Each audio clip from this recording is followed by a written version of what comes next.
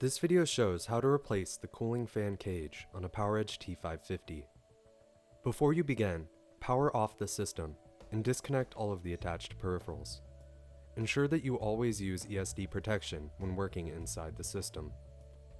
For more information about safety guidelines, see the service manual at dell.com/PowerEdge manuals. To begin, first remove the system cover. To do this, rotate the lock on the top of the system cover to the unlock position. Lift the latch to disengage the cover from the system, then lift the system cover off.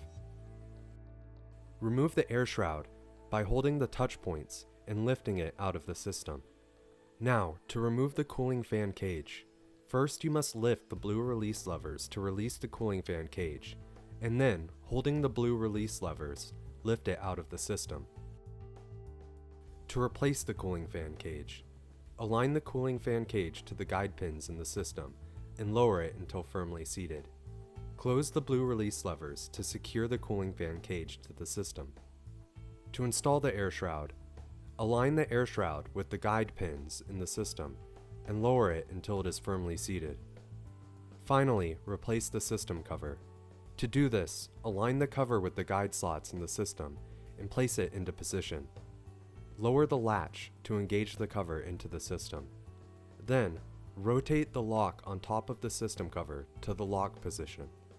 If you need more information or assistance, go to dell.com/PowerEdge manuals.